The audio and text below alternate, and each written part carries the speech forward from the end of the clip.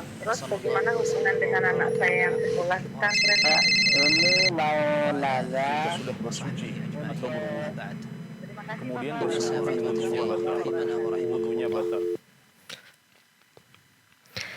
Assalamualaikum warahmatullahi wabarakatuh. Alhamdulillahi alamin. Wassalatu wassalamu ala rasulillahi amma ba'd. Senang sekali rasanya kembali kita bersua kembali di malam hari ini dalam acara live interaktif keimanan doa dan zikir bersama guru kita, Ustadz kita Dr. Muhammad Nur Ihsan MA Hafizahullah Ta'ala, di mana beliau merupakan anggota Dewan Fatwa Perhimpunan Al-Irsyad. Selama 1 jam ke depan insyaallah ta'ala kita akan bersama-sama menimba ilmu. Kita akan bersama-sama mendengarkan nasihat dari beliau, mendengarkan jawaban dari pertanyaan-pertanyaan yang telah masuk di meja redaksi kami. Dan kali ini kita sudah bersama Ustadz Muhammad Nur Ihsan di studio Fatwa TV Jember. Kita sapa terlebih dahulu. Assalamualaikum Ustadz. Waalaikumsalam warahmatullahi wabarakatuh. Bagaimana kabar Ustadz? Alhamdulillah sehat walafiat. Insyaallah selalu ceria Ustadz ya. Alhamdulillah. Mudah-mudahan senantiasa ya kita semua dalam lindungan Allah Subhanahu wa taala. Amin ya rabbal alamin. Baik, barakallahu fikum Ustadz. Wafikum barak. Pemirsa dan pendengar Fatwa TV dimanapun Anda berada, insyaallah ta'ala di malam hari ini kami juga mengajak Anda pemirsa untuk berinteraksi langsung bersama kami, untuk menanyakan langsung pertanyaan-pertanyaan kepada Ustadz Muhammad Nur Ihsan Hafizahullah Ta'ala. Anda bisa menghubungi kami di 0331 544 6087. Dan juga kami ingin menyapa para rekan kami yang ikut merelay program acara di malam hari ini. Di antaranya ada Radio Binbas Yogyakarta, Radio Sahabat Tegal, Radio MDFM Probolinggo, Radio Hang FM Batam, Radio Amuba Pangkal Pinang, Radio Sago FM Sumatera Barat, Radio Gema FM Bontang, Radio Tuah FM Riau, dan Radio Mas FM Sragen. Dan pemirsa, seperti biasa di awal acara ini kita akan mendengarkan nasihat petua singkat dari Ustadz Dr. Muhammad Nur Ihsan MA Hafizahullah Ta'ala. Kepada beliau kami persilahkan. Nah. Bismillahirrahmanirrahim. Assalamualaikum warahmatullahi wabarakatuh. Waalaikumsalam. Alhamdulillah wassalatu wassalamu ala Rasulillah wa ala alihi wa sahbihi wa man wala wa la haula wa la quwwata illa billah. Ikhwatal iman, kaum muslimin dan muslimat, para pemirsa dan juga para pendengar rahimakumullah jami'an. Sebagaimana yang kita maklumi bahwa hidup di dunia ini penuh dengan berbagai problema, berbagai dilema, dan juga berbagai ujian yang senantiasa menyertai diri kita semua. Yang demikian itu merupakan takdir dari Allah Subhanahu wa Ta'ala. Berbagai mungkin tuduhan-tuduhan yang negatif dialamatkan kepada orang-orang yang berbuat kebaikan, kepada orang-orang yang mengajak kepada agama Allah, kepada sunnah Rasulullah SAW. Tapi kenapa mereka dicela? Kenapa mereka dihina? Kenapa mereka dituduh dengan berbagai tuduhan-tuduhan yang negatif? Disematkan pada mereka berbagai istilah-istilah yang sungguh demikian itu adalah istilah-istilah yang tidak pantas dan tidak baik. Para pemirsa rahimakumullah, tidak perlu kita khawatir dan bersedih dengan hal yang seperti itu. Tapi itulah sunnatullah. Itulah sunnatullah, keputusan Allah bagi setiap orang-orang yang berjalan di atas kebenaran. Dan juga merupakan sunnatullah dalam perseteruan antara al-haq dan batil. Oleh karena itu, dahulu Nabi SAW tatkala pertama sekali turun wahyu kepada beliau alaihi salatu wassalam, yaitu surat 5 ayat pertama dari surat Iqra. Maka Nabi SAW betul khawatir terhadap dirinya. Beliau kembali ke rumah menjumpai istrinya Khadijah, kemudian Khadijah membawa beliau alaihi salatu wassalam kepada Waraqah bin Naufal. Kemudian ditanya, apa yang kamu lihat dan apa yang kamu rasakan. Kemudian Waraqah bin Nawfal mengatakan bahwa yang demikian itulah wahyu yang juga diturunkan kepada Musa sebelumnya. Kemudian Nabi SAW bertanya kepada Waraqah bin Nawfal, Amukhrijiyahum, apakah kaumku akan mengusirku dari negeriku, yaitu dari Makkah? Qala na'am, ya pasti. Kemudian Waraqah bin Nawfal mengatakan, ma min ahadin ja'a bimithli ma ji'ta bihi illa udhiya. Tidak seorang pun yang datang membawa apa yang kamu bawa Muhammad kecuali akan disakiti, baik dalam bentuk ucapan atau perbuatan, bahkan ya akan diusir. Itu sudah sunnatullah. Oleh karena itu, apa yang mungkin akhir-akhir ini kita ya rasakan, berbagai tuduhan-tuduhan, intimidasi, ya, dan istilah-istilah yang disematkan kepada orang-orang yang ingin istiqamah di atas ajaran Allah dan sunnah Rasulullah, dituduh dengan berbagai tuduhan-tuduhan yang negatif, itu hal yang biasa. Nabi diusir dari Mekah. Nabi ya disematkan kepadanya istilah yaitu majnun, ya, orang yang gila atau sahir atau syair. Tapi apakah akan merubah status Nabi? Tidak, tetap menambah kemuliaannya. Maka berpegang teguhlah kepada sunnah Rasulullah, berpegang teguh dengan tauhid, ya, apapun yang disebut oleh manusia, apapun yang dikatakan oleh manusia, ya, apabila kita senantiasa di atas iman dan taqwa, di atas manhaj yang benar, di atas tauhid yang benar, di atas akidah yang benar, di atas sunnah yang benar, dan kita selalu menjadikan Rasul sebagai panutan dan tuntunan yang menuntun kita, uswah kita dalam hidup ini, maka celaan manusia, hinaan manusia tidak akan ya menambah diri kita kecuali hanya kemuliaan di sisi Allah Subhanahu wa taala. Mudah-mudahan kita istiqamah dan sabar di atas ya menjalani kebenaran, menjalani hidup ini di atas sunnah Rasulullah sallallahu alaihi wasallam. Demikian, wallahu a'lam. Amin ya rabbal alamin ya Allah. Masya Allah.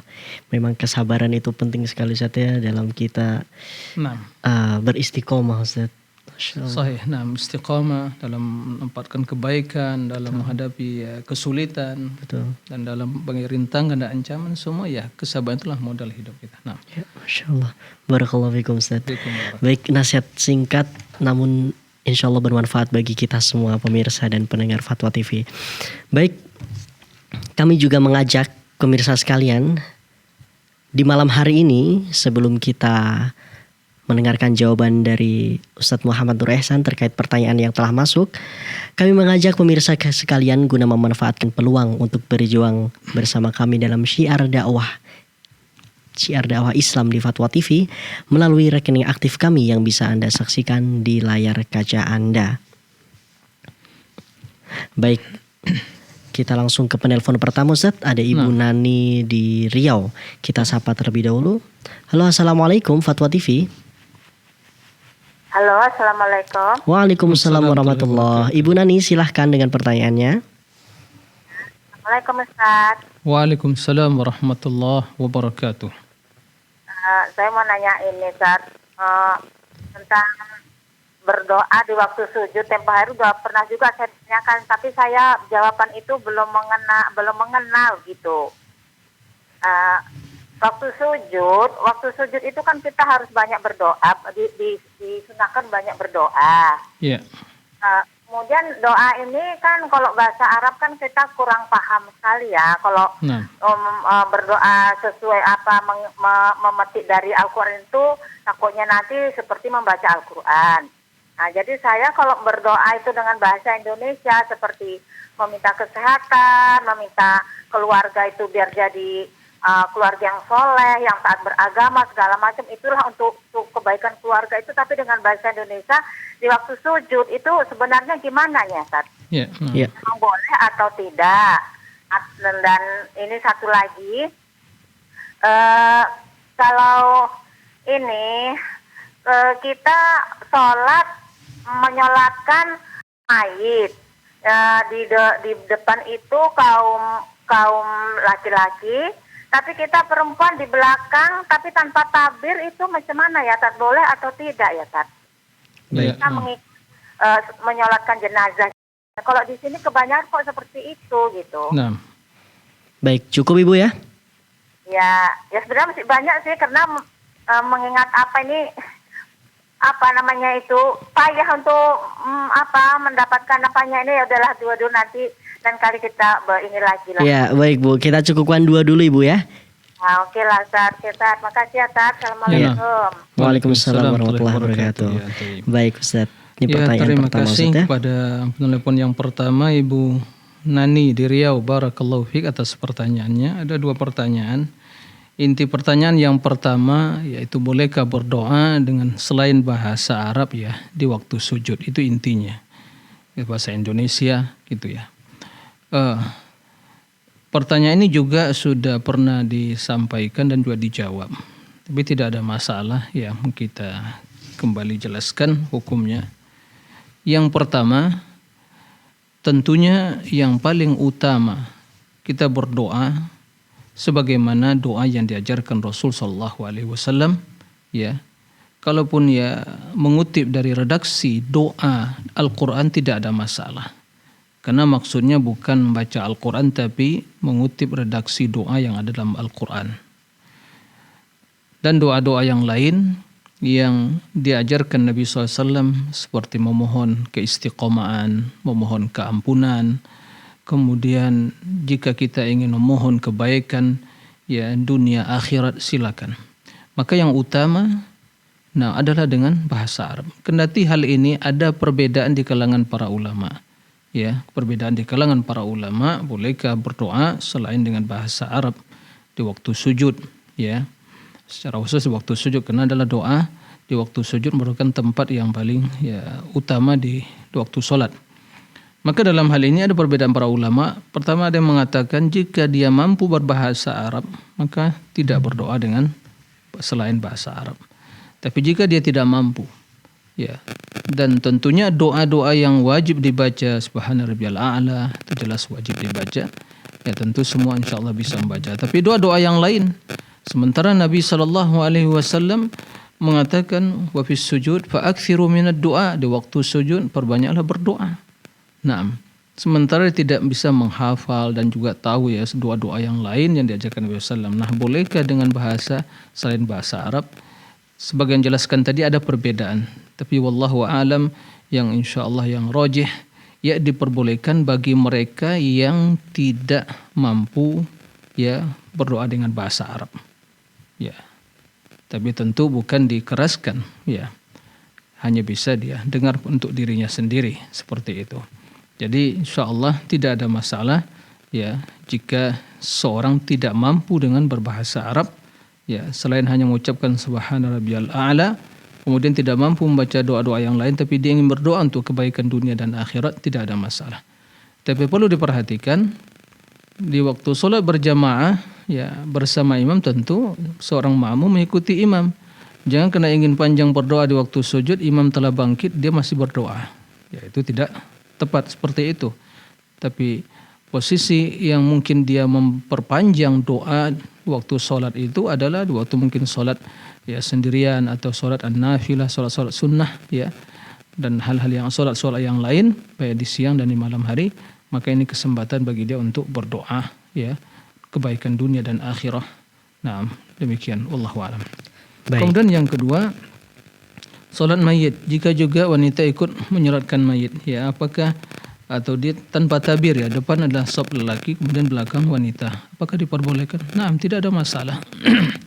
Bahkan kalau kita perhatikan Nabi SAW dahulunya di waktu sholat ya di Masjid Nabawi juga ada sholat kaum wanita ya sahabiat yang ikut sholat bersama beliau, dan itu tanpa tabir ya, tanpa tabir. Tapi jika seandainya ada tabir belakang itu lebih baik. Tapi jika tidak ada tabir diperbolehkan. Dengan catatan ya tentu wanita lebih jauh sedikit di belakang posisi dari kaum lelaki, guna untuk tidak terjadi percampur bauran antara lawan jenis tadi. Jadi intinya tidak ada masalah. Nah demikian, Allahu a'lam. Baik, syukron jazakallahu khair Ustaz, barakallahu fikum atas jawabannya. Kita beralih ke penelpon selanjutnya, ada Bu Rusni di Riau. Kita sapa terlebih dahulu. Halo, assalamualaikum Fatwa TV. Waalaikumsalam warahmatullahi wabarakatuh. Baik, Ibu Rosni silahkan dengan pertanyaannya. Ya, Assalamualaikum warahmatullahi wabarakatuh, Ustaz. Waalaikumsalam warahmatullahi wabarakatuh. Doa sebelum makan dan sesudah makan, apa cukup dengan sebelum makan baca basmalah saja dan sesudah makan baca hamdalah, atau adakah doa lain yang diajarkan atau disunahkan Nabi Sallallahu Alaihi Wasallam? Baik. Yang pertama. Baik. Yang kedua, saya ingin tanyakan sama Ustaz, seseorang yang berdoa dan berzikir, yang bahasa Arabnya dia hafal dari buku, hafal luar kepala, yang dia baca dari buku, dan artinya sebahagian dia tahu dan sebagian kadang-kadang dia kurang paham. Jadi bagaimanakah doa dan zikir tersebut, apa dijabah Allah atau tidak, Ustaz? Mohon penjelasannya, Ustaz. Assalamualaikum warahmatullahi wabarakatuh. Waalaikumsalam warahmatullahi wabarakatuh. Baik. Ya. Terima kasih kepada Ibu Rosni ya di Riau juga. Nah, barakallahu fiik atas pertanyaan. Yang pertama itu doa sebelum makan dan sesudah makan. Ya, sebelum makan yaitu seorang berdoa dengan menyebut nama Allah, Bismillah. Bismillah, cukup Bismillah. Tidak membaca Bismillahirrahmanirrahim, cukup Bismillah. Nah, jadi Rasul memerintahkan siapa yang ingin makan maka baca Bismillah, Sammillah. Ya begitu lihat Rasul SAW melihat seorang ya anak ya gulam baca kemudian makan kemudian tangannya merawang ke sana sini ya, maka ya gulam Sammillah wa kul mimma yalik. Ucapkanlah Bismillah, kemudian makan apa yang ada di hadapanmu. Ya, seperti itu. Jadi cukup Bismillah. Kalau dia lupa, maka Bismillahi awwaluhu akhiruh. Nah, jadi tidak membaca Bismillahirrahmanirrahim. Baca Bismillahirrahmanirrahim itu di waktu kita membaca Al-Quran. Ya. Nah, terutama membaca surat yang baru begitu. Tidak melanjutkan bacaan yang sebelumnya. Adapun ya doa sesudah makan, ya sebagaimana juga yang terdapat dalam hadis Nabi sallallahu alaihi wasallam, di antara doanya ada alhamdulillah alladzi at'amani hadza wa razaqanihi min ghairi haulin minni wala quwwah.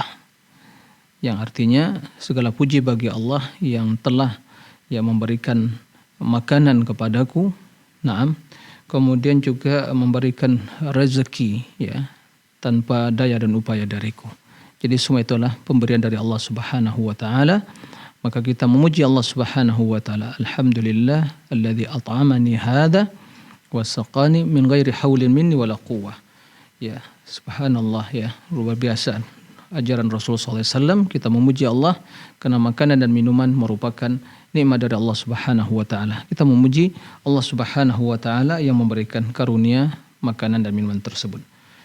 Juga terdapat ya dalam sebagai riwayat di antara yang diucapkan Nabi sallallahu alaihi wasallam waktu selesai itu makan, alhamdulillahi katsiran tayyiban mubarakan fih ghaira makfiyin wala muwaddin wala mustaghnan anhu rabbana.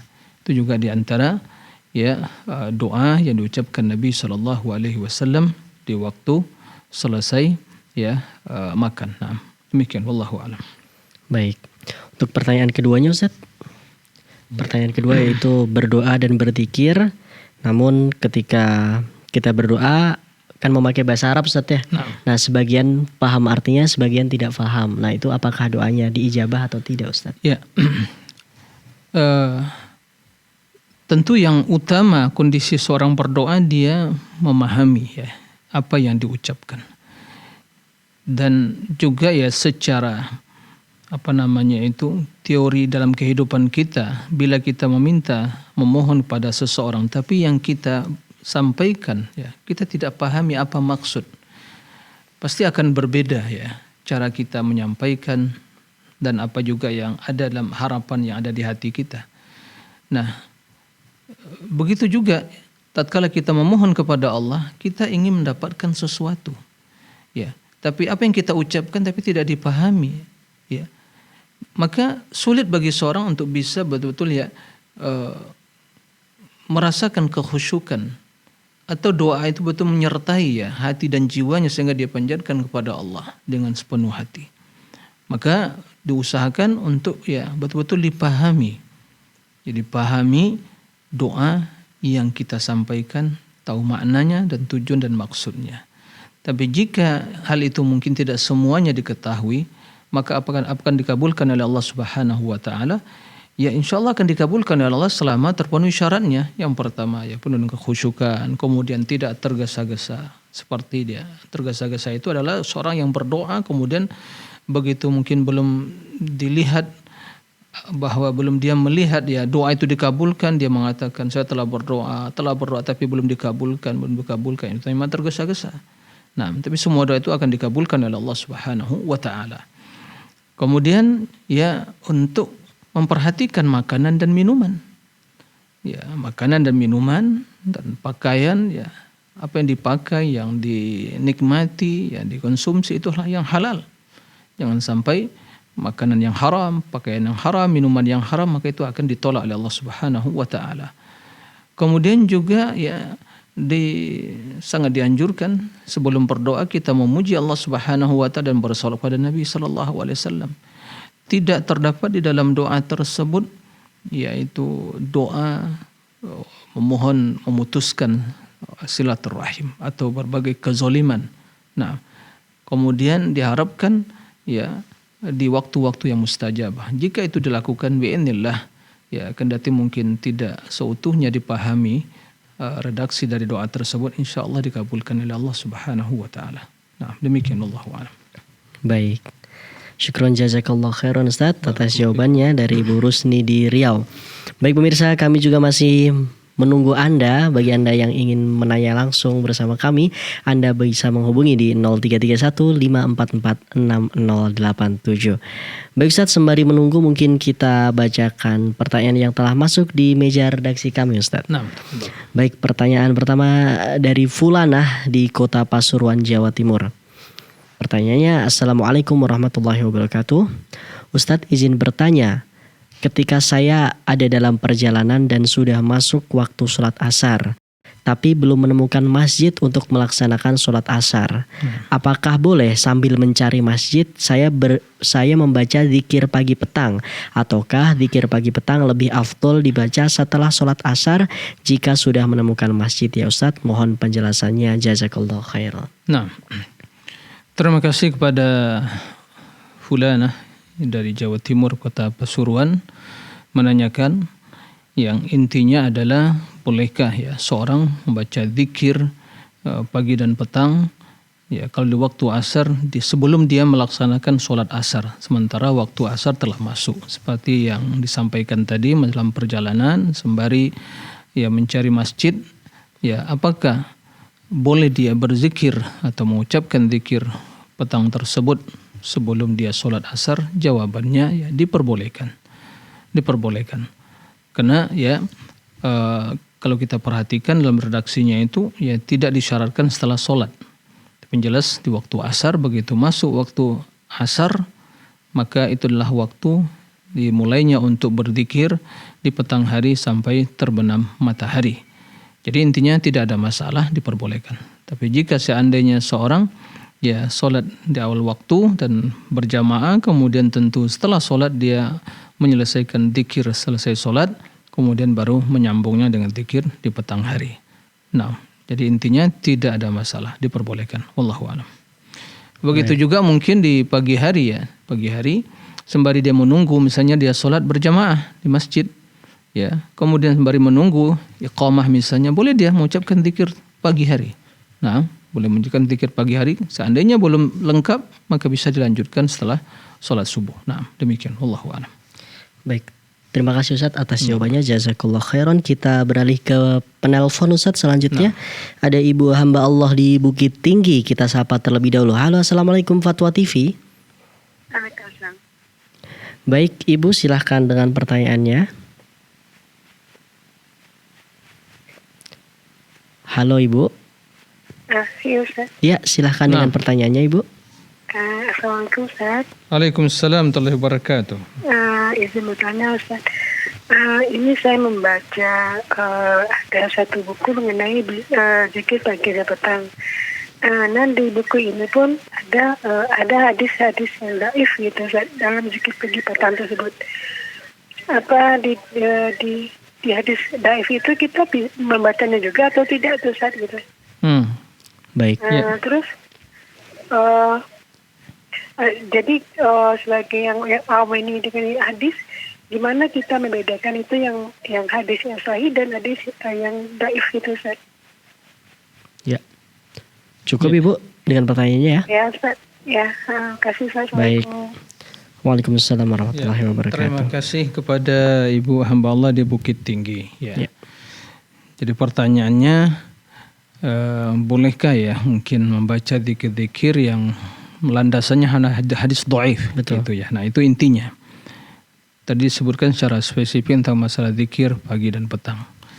Ya, sebelum dijawab ya ada satu hal yang perlu disampaikan dan ini harus menjadi perhatian utama kita dalam beribadah.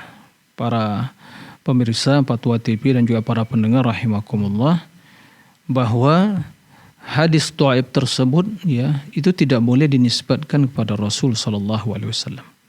Ya. Maka kita semua hendaklah bersungguh-sungguh untuk mengamalkan sunnah Rasul sallallahu alaihi wasallam yang berdasarkan kepada ya hadis-hadis yang sahih. Ya.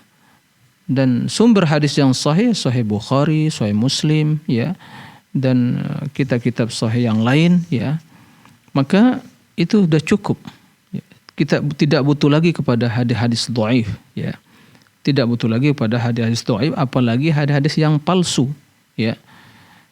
Kendati memang terdapat ya perbedaan kalangan para ulama, bolehkah mengamalkan hadis dhaif dalam hanya sebatas fadail amal, amalan-amalan ya ibadah-ibadah yang bersifatnya fadail, keutamaan, ya, bukan dalam masalah akidah.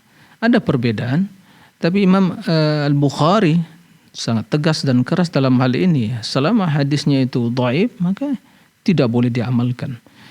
Kendati demikian, ulama yang mengatakan boleh ya diamalkan, tapi dengan catatan pertama, tatkala mengamalkan tidak boleh disebutkan pada Rasul karena hadisnya tidak sahih.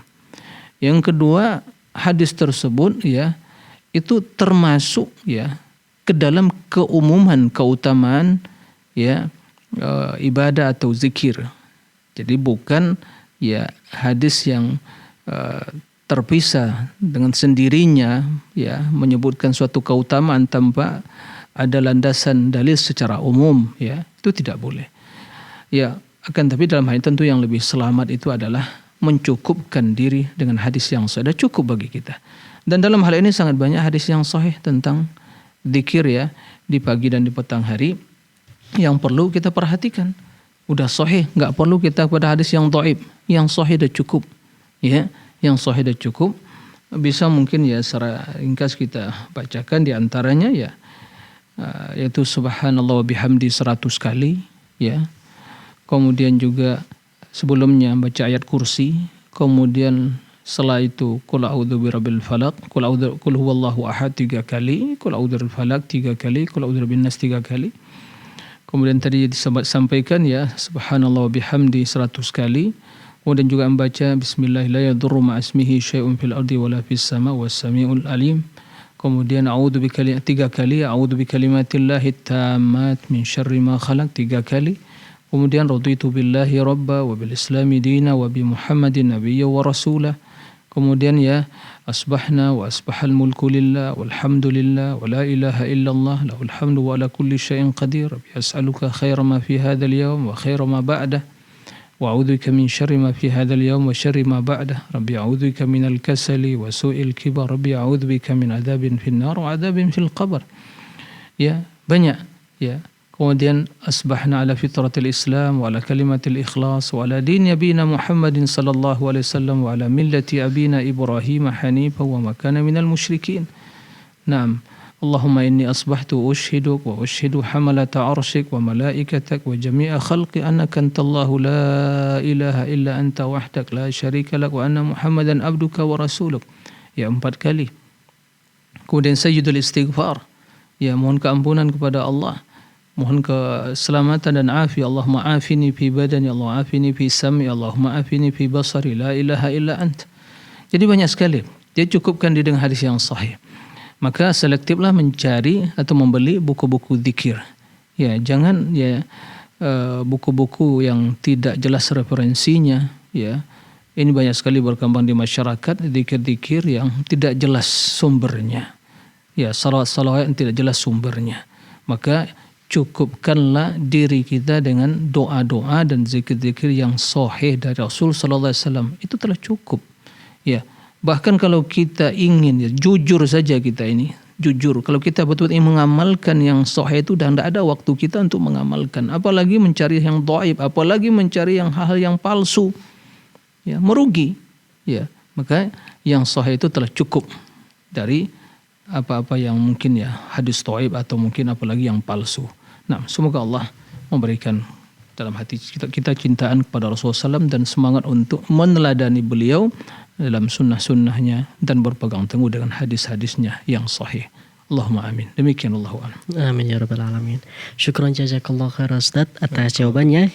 Kita beralih ke penanya selanjutnya Ustaz. Ada ibu hamba Allah di Sumbawa. Kita sapa terlebih dahulu. Halo, assalamualaikum Fatwa TV.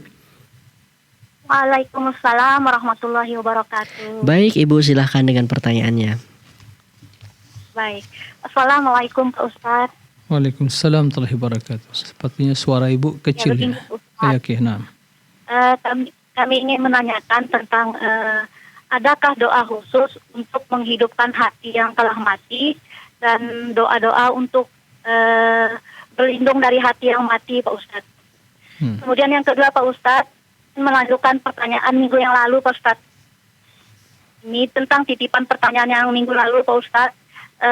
Ternyata Bismillah 4 yang dimaksud oleh penanya itu begini lafadznya Pak Ustadz. Yang pertama Bismillahil-Kafi katanya. Kemudian yang kedua Bismillahil-Safi, yang ketiga Bismillahil-Mu'afi, dan yang keempat Bismillahilladzi la yadurru ma'asmihi syai'un fil ardi wala fis sama wa huwas samiul alim. Kemudian bismillah itu digunakan untuk menjadikan penangkal sihir katanya. Kemudian untuk memulangkan orang yang minta tolong keluarganya yang ada di luar negeri.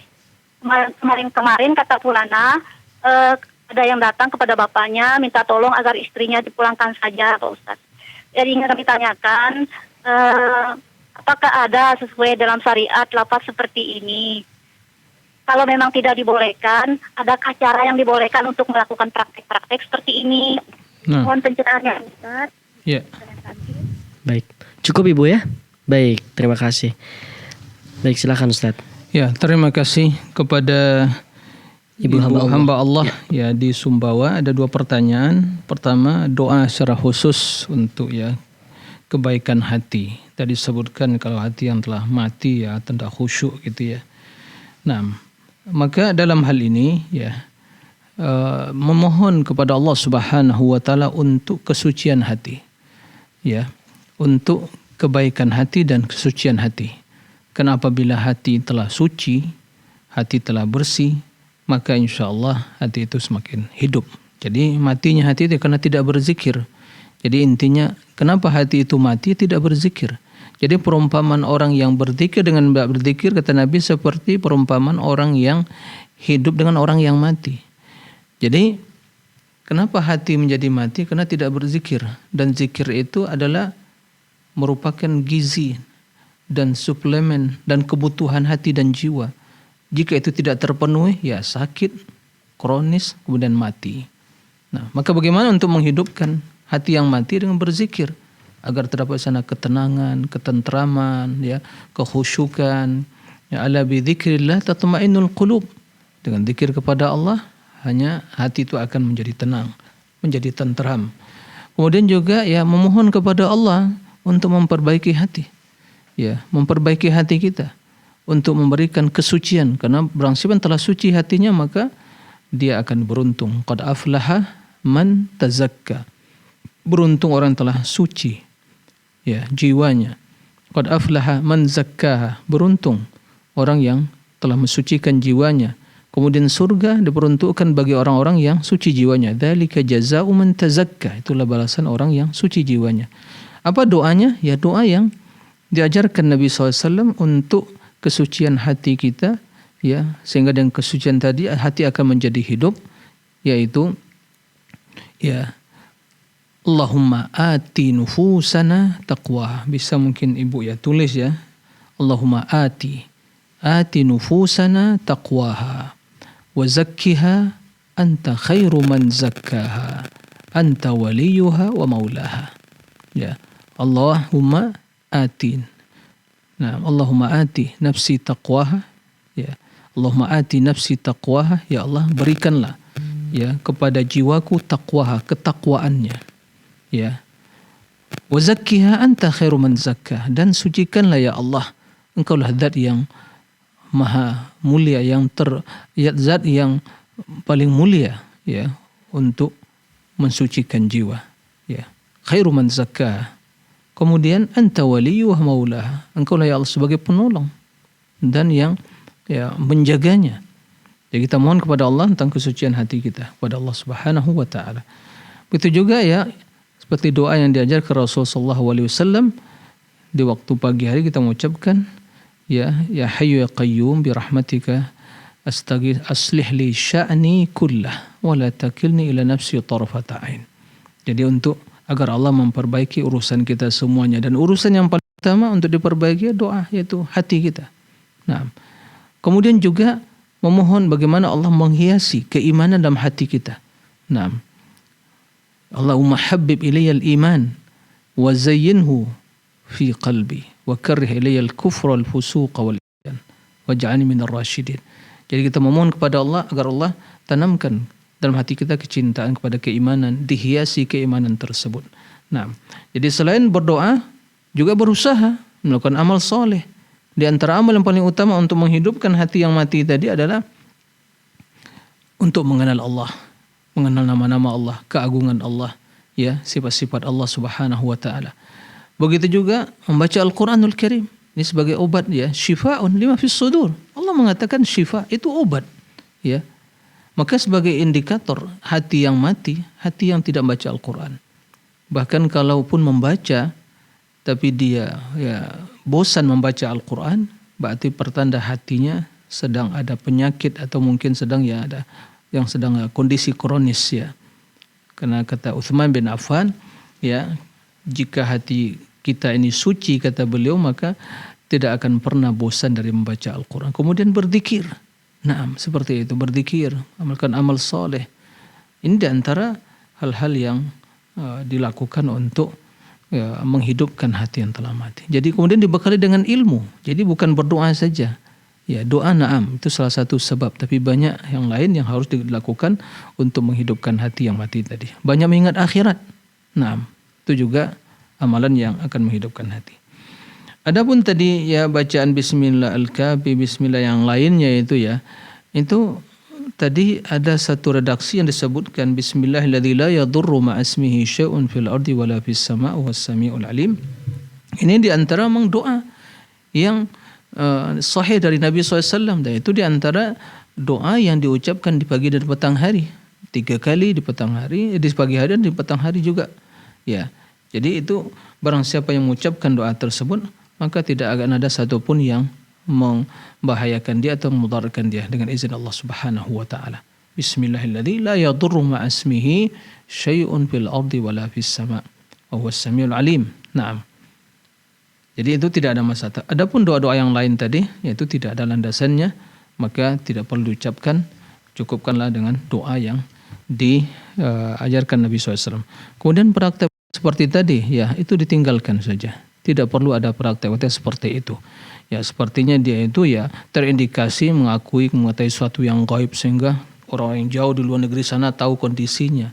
Ini bisa jadi sebagian saya sampaikan sebelumnya, mungkin dia punya qarin, ya qarin jin yang mengabarkan hal-hal seperti itu. Maka jika itu terbukti, maka jelas ini adalah paranormal atau mungkin dukun yang bisa mengelabui masyarakat dengan membaca sebagian zikir tadi dicampur aduk ya. Ada sebagian zikir yang ajarkan Nabi SAW, ada sebagian yang ditambah-tambah atau mungkin dibuat-buat sendiri. Maka tinggalkan hal-hal seperti itu, praktek seperti itu. Nah, demikian wallahu a'lam. Baik, terima kasih Ustadz jawaban yang lengkap dari 2 pertanyaan ini Ustadz ya. Jazakallah khairan. Kita beralih ke penanya selanjutnya Ustadz. Ini ada hamba Allah di Pekanbaru, kita sapa terlebih dulu. Halo, assalamualaikum. Waalaikumsalam warahmatullahi wabarakatuh. Baik Bapak, silahkan dengan pertanyaannya Bapak. Assalamualaikum warahmatullahi wabarakatuh Pak Ustadz. Waalaikumsalam warahmatullahi wabarakatuh. Naam. Semoga Pak Ustadz dan para kru sunnah seluruhnya dilindungi Allah dan panjang umurnya dan dimajukan sunnah ini. Amin ya rabbal alamin. Panjang umur dalam keberkahan, Pak, dalam kesolehan. Iya. Nah, Iya, Pak. Amin amin. Ini saya mau bertanya Pak, apakah ada ritual tiap malam Jumat dalam membacakan surah Al-Fatihah dan Jailani Qadir gitu Pak? Gimana Pak? Ulangi coba. Ritual Apakah bacaan. Sunan setiap malam Jumat di masjid itu di tawasulan Jailani Qadir dan dibacakan surat Al-Fatihah gitu. Syekh Abdul Qadir Jailani itu maksudnya. Qadir ya Ustaz. Iya. Jadi surah Al-Fatihah itu diapakan? Diapakan surah Al-Fatihah dibaca, setelah itu diapain? Di Hadratin Al-Fatihah Jailani Qadir gitu Pak. Dihadiahkan ya gitu. itu. Iya, dia. Naam. Baik.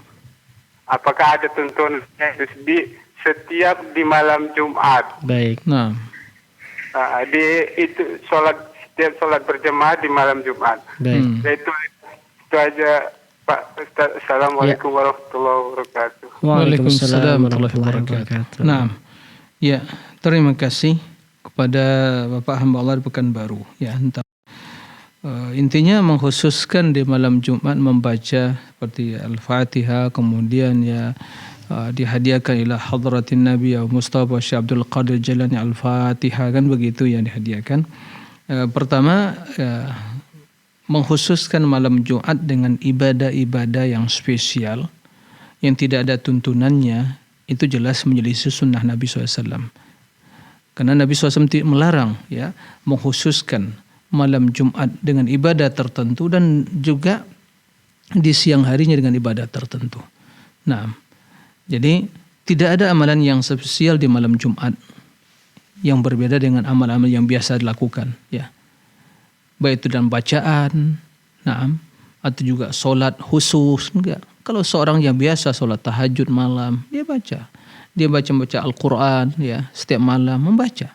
Adapun mengkhususkan, ya, malam-malam Jumat dengan bacaan tertentu, ritual-ritual tertentu yang tidak ada tuntunan Nabi SAW, maka ini jelas menyelisihi ya sunnah Nabi alias ya perbuatan yang bid'ah.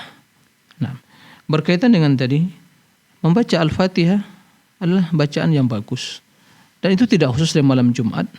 Nah, kemudian menghadiahkan pada Nabi, para wali, kemudian Syekh Abdul Qadir Jailani dan semua disebutkan begitu juga tidak ada tuntunannya. Ya, tidak ada tuntunannya.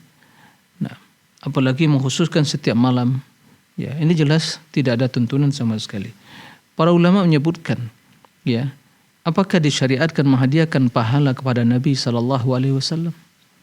Ya, sehingga harus kita membaca Al-Fatihah ala hadratin Nabi. Nabi tidak perlu hadiah pahala kita. Seluruh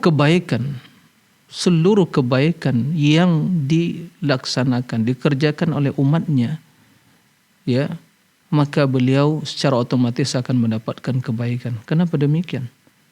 Ya, kita membaca Al-Quran, ya, Nabi akan mendapatkan pahalanya. Karena siapa yang mengajarkan Al-Quran kepada sahabat? Siapa yang menyampaikan? Rasul SAW. Kita solat, pahalanya langsung sampai kepada Rasul. Kenapa? Siapa yang mengajarkan kita solat? Rasul. Ya. Begitu semuanya. Jadi tidak perlu ada hal yang seperti itu. Kemudian juga tidak perlu ada yang spesial untuk Syekh Fulan lah, ya, dan Wali Fulan lah dan seterusnya. Tidak ada tuntunan seperti itu. Dan tidak pernah lakukan para sahabat, tidak pernah lakukan para imam tabi'in, tabi'at tabi'in dan imam-imam yang 4 tidak pernah melakukan ya hadiahkan pahala Fatihah seperti itu, ya. Nah, oleh karena itu tinggalkan ritual seperti itu, cukupkanlah diri dengan sunnah Nabi SAW. Ya, banyaklah baca Al-Quran, ya tidak mesti khusus juga ya di malam Jumat, setiap malam baca Al-Quran, setiap malam ya mengusahakan untuk bisa ya sholat ya witir jangan lupa, kemudian ya alangkah lebih baiknya dengan sholat malamnya. Naam, seperti itu. Nah, demikian wallahu a'lam. Baik, syukron jazakallah khairan Ustaz atas jawabannya dari pertanyaan Bapak hamba Allah di Pekanbaru. Baik, sembari menunggu telepon yang masuk Ustaz, kita akan membacakan pertanyaan yang telah masuk di meja redaksi kami. Pertanyaan selanjutnya dari Ibu atau Bapak Darmini ini ya, dari kota Jakarta Timur. Pertanyaannya, Assalamualaikum warahmatullahi wabarakatuh. Apakah di padang mahsyar nanti orang-orang yang beriman merasakan juga satu hari di sana sama dengan 1000 tahun di dunia dan merasakan kepanasan juga Ustadz? Syukran jazakallah khairan. Nah, ya, terima kasih atas pertanyaannya. Ya, apa yang terjadi pada mahsyar, suatu kejadian yang dahsyat, ya, yang kalau kita membaca ayat-ayat atau hadis yang menjelaskan kejadian di padang mahsyar, di mana matahari sungguh sangat dekat ya dari kepala manusia, hanya seukuran sejarak ya 2 mil, kurang lebih ya 3 kilometer kan begitu. Kemudian tidak ada naungan, dan manusia begitu dibangkitkan dari kuburan mereka, digiring ke padang mahsyar dalam keadaan tidak berbaju, tidak bersandal, seperti mereka pertama sekali dilahirkan ke permukaan bumi ini. Naam, seperti itu. Sehingga Aisyah bertanya kepada Rasul, ya Rasulullah, apakah tatkala itu manusia ya dari lawan jenis tidak saling melihat aurat mereka? Kata Rasulullah SAW, al-amru asyaddu min an yahumma ahadun bidzalika. Perkaranya, urusannya, kondisinya lebih dahsyat sehingga seorang tidak lagi ya teringat untuk melihat hal-hal yang seperti itu. Ya, ingin menyelamatkan dirinya. Manusia ya dari tubuh mereka bercucuran keringat mereka, dan itu menutupi jasad mereka masing-masing ya, tubuh mereka masing-masing. Ada yang menutupi mata kakinya, ada yang sampai menutupi lututnya, ada sampai pinggangnya, sampai dadanya, kemudian ada yang sampai menutupi ya hidungnya. Seperti itu, sesuai dengan amalan mereka. Nah, kondisi yang sangat dahsyat. Akan tapi di sana ada 7 golongan dinaungi oleh Allah Subhanahu wa taala.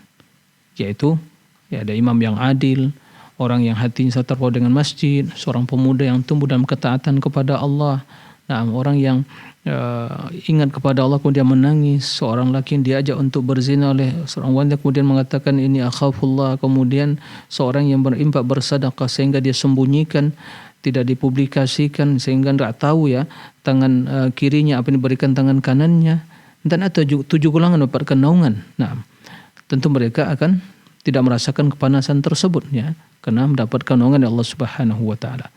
Nah, adapun yang tidak melakukan, tidak mendapatkan yang demikian itu, tidak melakukan atau tidak termasuk ke dalam 7 golongan tersebut, maka mereka merasakan panasnya terik matahari ya sesuai dengan ya tingkat amalan dan ketaatan mereka. Nah, oleh karena itu, nah jawabannya, nah juga orang yang beriman yang tidak termasuk pada 7 golongan tersebut merasakan, tapi tentunya akan berbeda kondisi mereka dibandingkan dengan kondisi orang-orang yang kafir kepada Allah atau munafikin. Nah, tentu sesuai dengan tingkat keimanan mereka masing-masing, maka begitulah mereka akan merasakan kondisi. Dan Allah Subhanahu wa taala tentu memberikan kekuatan pada fisik manusia di padang mahsyar, karena perbedaannya, karena kondisinya telah berbeda dengan alam dunia. Alam dunia ya beginilah, kita begitu merasakan ya, kalau udah panas mungkin sampai ya 50 derajat, itu udah begitu panas ya, bisa membakar kulit kita. Tapi di akhirat sudah fisik manusia berbeda dengan ya secara kekuatannya, ketahanannya berbeda dengan yang di dunia ini. Jadi intinya adalah sama, merasakan juga, kecuali orang-orang yang 7 golongan tadi yang mendapatkan naungan Allah Subhanahu wa taala. Nah, demikian wallahu a'lam. Baik, syukron jazakallah khairan Ustaz atas jawabannya Ustaz. Kita beralih ke penanya selanjutnya, ada Bapak Zahri di Bengkulu. Kita sapa terlebih dahulu. Halo, Assalamualaikum Fatwa TV. Halo, assalamualaikum. Waalaikumsalam warahmatullahi wabarakatuh. Baik, silakan Bapak Zahri dengan pertanyaannya. Mohon izin Pak Ustadz, ini mau bertanya. Nah. Assalamualaikum Pak Ustadz. Waalaikumsalam warahmatullahi wabarakatuh. Nah. Ini masalah tasawuf di dalam salat, masalah tasawuf awal itu apakah dibaca semua selawatnya sampai innaka hamidum majid apa enggak? Itu yang pertama. Yang kedua, apa namanya?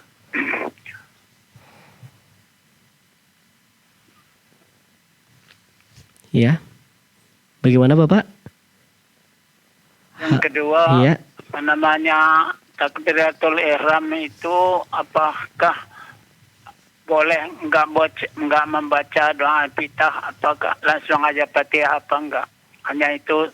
Terima kasih. Assalamualaikum warahmatullahi wabarakatuh. Waalaikumsalam warahmatullahi wabarakatuh. Baik. Ya. Silakan Ustaz. Ya, terima kasih kepada Pak Zahri ya.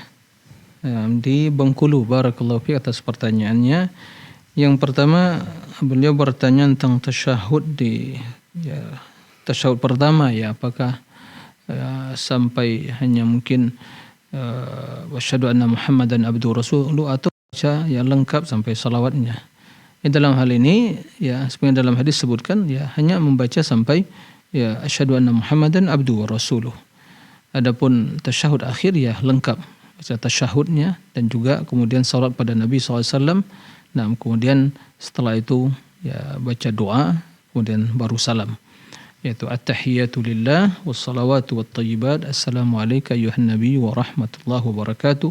Assalamu alayna wa ala ibadihi salihin. Ibadillahi salihin wa asyhadu an la ilaha illallah asyhadu anna Muhammadan abduhu wa rasuluh. Jadi cukup sampai di situ. Nah, tidak baca selawatnya. Selawatnya pada tasyahud yang kedua. Nah. Kemudian masalah tadi takbiratul ihram. Setelah kita takbiratul ihram, jika kita langsung baca Al-Fatihah, ya, Al-Fatihah, apakah ya mungkin salatnya sah? Ya, secara hukum asal sah salatnya. Karena membaca tahiyat istiftah itu masuk yang sunnah dari salat. Tapi sebagaimana yang kita maklumi, kendati itu adalah sunnah dari salat dalam artian kalaupun tidak dibaca itu salatnya sah, ya tidak perlu sujud sahwi. Naam. Tapi tentunya kurang sempurna. Karena Nabi kita Muhammad SAW ya waktu salat ya begitu takbiratul ihram kemudian ya istiftah dan banyak redaksi istiftahnya, kemudian setelah itu ta'awudz, kemudian baca bismillah, baca ya Al-Fatihah. Nah, itu. Dan Nabi mengatakan dalam hadis yang sahih, ya sallu kama ra'aitumuni usalli. Salatlah kalian seperti kalian melihat saya salat. Maka para sahabat radhiyallahu anhum memantau, memperhatikan bagaimana gerak-gerik Nabi SAW dalam salat. Nah, itu yang diriwayatkan mereka. Ya. Maka kewajiban kita untuk meneladani beliau bagaimana ya menyempurnakan salat kita sebagaimana Rasulullah SAW salat. Nah, secara hukum jika tidak dibaca salatnya sah. Nah, demikian. Wallahu a'lam. Baik, jazakallahu khairan Ustaz atas jawabannya. Kita beralih ke pertanyaan yang telah masuk di meja redaksi kami Ustaz. Nah. Kita ada pertanyaan dari Bapak Muhammad Astro Orion di Sidoarjo.